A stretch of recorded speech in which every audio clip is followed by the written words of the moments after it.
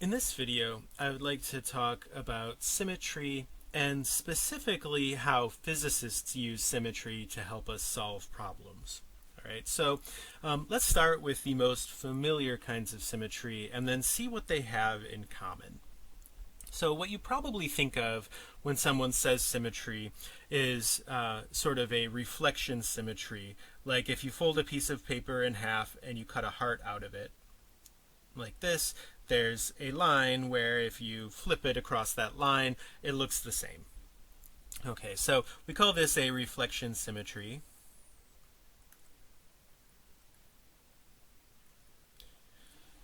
In that case. All right, so there are other types of symmetry, however. So another one that you may have heard is we could have a rotational symmetry. All right, so if I have a square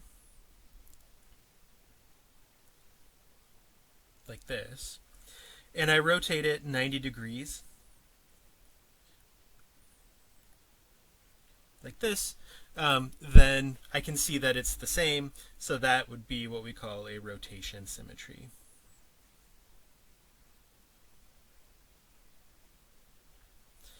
Okay. So those are the most common two that you've probably seen before. A third kind that we're going to make a lot of use of is called translation symmetry.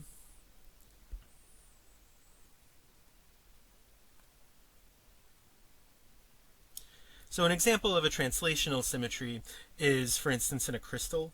So if you imagine the atoms in a crystal kind of look like this, and then they keep going, and then the next row maybe looks like this. Well, if you shifted everything over, so I shifted so that this one goes to here, and this one goes to here, and on and on and on, all the way down the line, the crystal looks exactly the same. Okay, so that's the indication of a translational symmetry. So what do these different kinds of symmetries have in common? How can we think about whether something is a symmetry or not? Are these the only kinds of symmetries allowed? Are there others? Are there an infinite number of kinds? All right, so the way that a physicist thinks about symmetry is the following. So a symmetry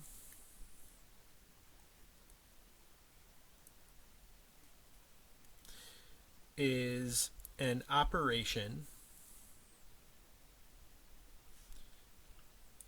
that returns a situation to the same configuration.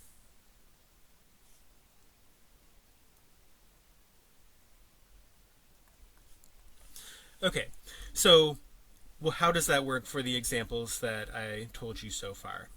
Well, in the first case, if I flip across a vertical axis, it looks the same.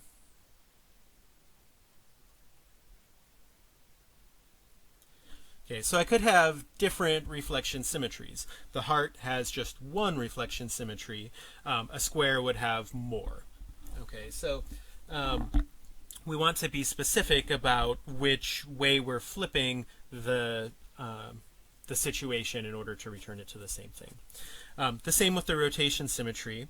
I can rotate by 90 degrees and it looks the same.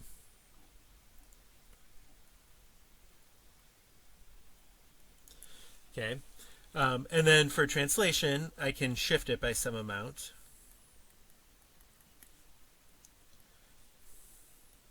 So if I shift it by one spacing, whatever that is, it looks the same.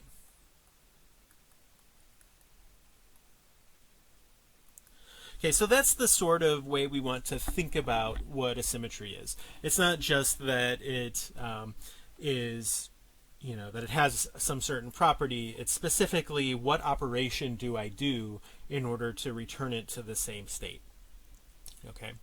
And these can actually be a lot more abstract. So these three are sort of geometric symmetries, but in physics we often talk about much weirder kinds of symmetries than that. So let me give you an example. So let's say that we have a positive charge and a negative charge. Okay, so this has many kinds of symmetry, but if I imagine flipping it across that line, then it doesn't look the same. The positive one will be where the negative one is and vice versa. But what if I flip across the line and switch plus to minus? So if I do that, then the plus and minus end up switching places, but then I switch the pluses to minuses and minuses to pluses, so then it does look the same. So that one works. All right, and so particularly in more theoretical cases, people will often talk about these sorts of more abstract symmetries, like charge reversal symmetry is part of this one. Another example that people talk about in physics a lot is a time reversal symmetry. So basically everything you did in 121 would work exactly the same way backwards. So if you imagine a collision between two billiard balls, there's no reason why it wouldn't work exactly the same backwards as forwards. And in fact, most of physics has that property, that stuff works the same forwards and backwards, even though we know that in the universe there is a difference between going forwards in time and backwards in time. Namely, we go forwards in time all the time, we can't stop it, and we never go backwards in time. So there's got to be some reason why forwards in time is different than backwards in time. But most physical theories have that time reversal symmetry. And there are other kinds of abstract symmetries like that. We're going to, in this class, stick almost exclusively to reflection, rotation, and translation, though.